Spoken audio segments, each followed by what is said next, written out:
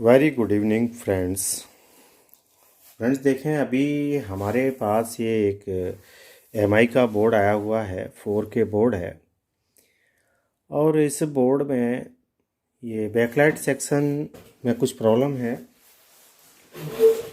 Backlight section इसका ख़राब हो चुका है, तो इसको हम कैसे रिपेयर करेंगे ये मैं आपको मेथड बताऊंगा। क्योंकि इस तरीके के जो बोर्ड हैं उनको ओरिजिनल अगर रिपेयर कर दिया जाए तो वो ज़्यादा अच्छा है।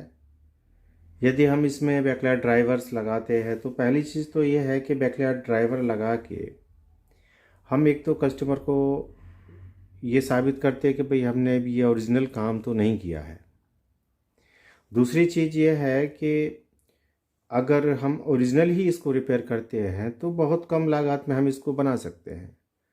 ड्राइवर बोर्ड भी यूज़ करना चाहिए, पर तब हमको यूज़ करना चाहिए जब हमारे पास कोई रास्ता ना हो।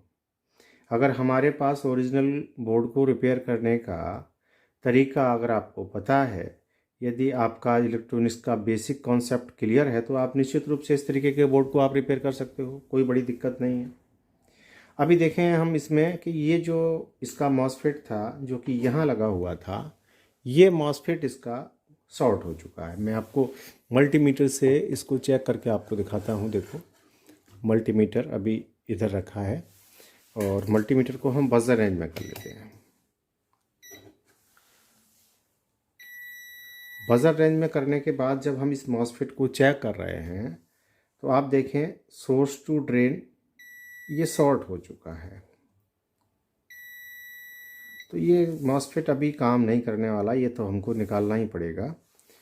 और इसको निकालने के बाद सबसे पहले हमको चेक कर लेना चाहिए कि हमारा मेन बोर्ड जो है वो ऑन कंडीशन में है कि नहीं है।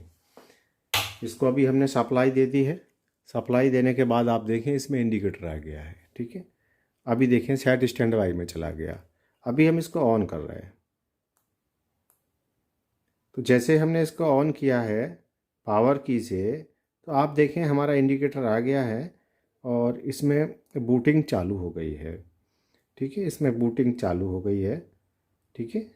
तो इस तरीके से हमने ये चेक कर लिया कि भाई हमारा जो मेन बोर्ड है वो ऑन तो प्रॉपर तरीके से हो रहा है ना। केबल इसमें इश्यू क्या है कि बैकलाइट सेक्शन इसका ख़राब हो चुका है। अभी हमको केबल इसका बैकलाइट सेक्शन रिपेयर करना है, हमारा बोर्ड काम करने लगेगा, ठीक है। तो अभी देखो हमने ये तो चेक कर लिया प्रॉपर ऑन हो रहा है बोर्ड हमारा। और अभी हम क्या करेंगे, इसको ऑफ़ कर देंगे। पावर ऑफ़ कर दिया हमने। पावर ऑफ़ करने के बाद सबसे पहले हमको जिस सेक्शन में हमको काम करना है पहले उसको हम देख लेंगे कि वहाँ पे कोई कैपेसिटर चार्ज वगैरह तो नहीं है, या उस जगह पे अब कोई सप्लाई तो नहीं आ रही है। क्योंकि काम करते समय अगर वहाँ पे कोई सप्लाई है तो वो हमको नुकसानदायक हो सकती है। तो अभी देखें यहाँ पर कुछ सप्लाई हमको मिल रही है और वो धीरे धीरे डिस्चार्ज हो रही है, ठीक है। तो ये धीरे धीरे धीरे धीरे अभी डिस्चार्ज हो रही है। तो अभी इसको डिस्चार्ज हो जाने देते हैं, फिर हम यहाँ पर मॉसफेट लगाएंगे। तो देखें दोस्तों, अभी ये लगभग डिस्चार्ज हो चुकी है, ठीक है।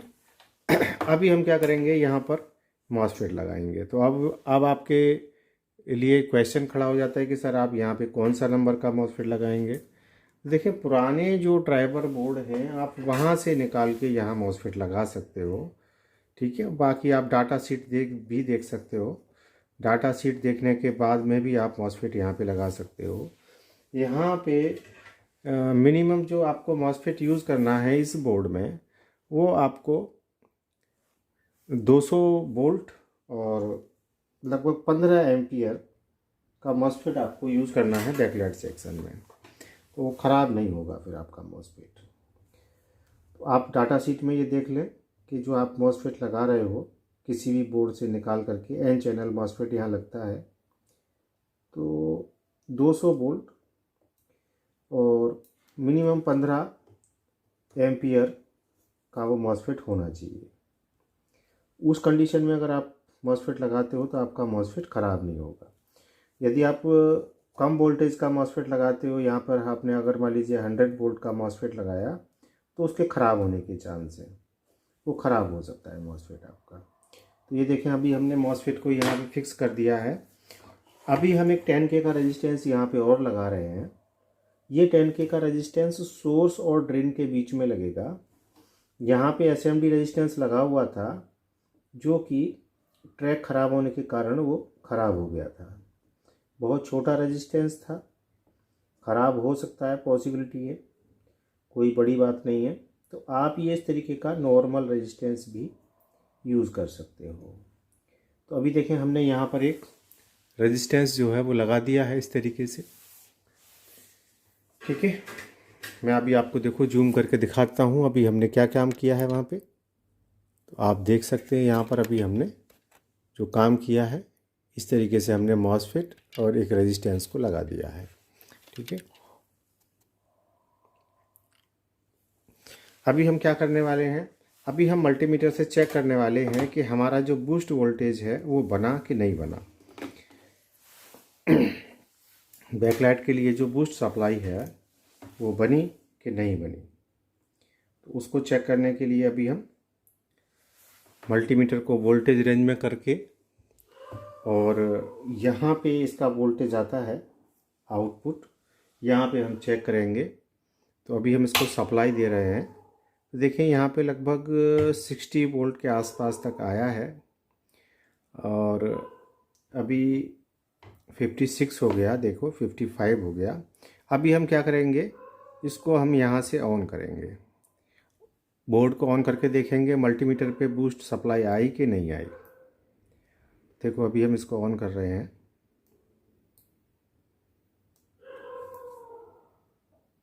देखो अभी हमने ये ऑन कर दिया। तो आप देखें यहाँ पे 95 के आसपास तक मैक्सिमम वोल्टेज गया था, उसके बाद अभी डाउन होना शुरू हो गया।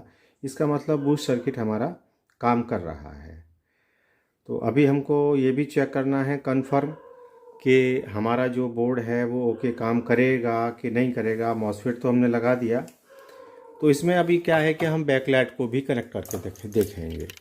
तो इसमें हम जो है 2 स्टिप बैकलाइट हमने लिया हुआ है, तो ये दोनों स्टिप बैकलाइट हम जो है इसमें कनेक्ट करके देख लेते हैं अभी। तो उससे ये कन्फर्म हो जाएगा कि हमारा जो ड्राइवर बोर्ड जो अभी हमने रिपेयर किया वो प्रॉपर काम कर रहा है कि नहीं कर रहा है। तो अभी हम ये करते हैं कि अभी हमने 2 स्टिप ले लिया, ये LG के स्टिप हैं दोनों, 6 वोल्ट का एक LED है इसमें। इस तरीके से 2 स्टिप हमने लिए हैं और ये यहाँ पे हम बैकलाइट का कनेक्शन कर देंगे।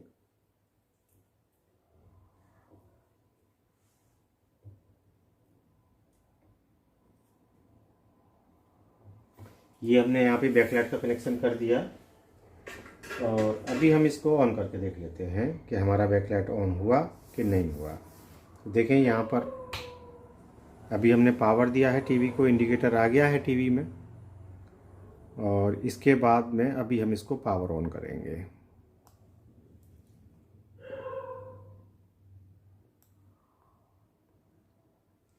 देखें पावर ऑन हमने किया है अभी, और अभी देखें हमारी बैकलाइट ऑन हो गई है दोस्तों। तो इस तरीके से हम ओरिजिनल बोर्ड को अभी हमने ये रेडी कर लिया। बहुत ही इजी था, कोई टफ नहीं था, केवल आपको पता होना चाहिए कि ये सर्किट किस तरीके से काम करता है।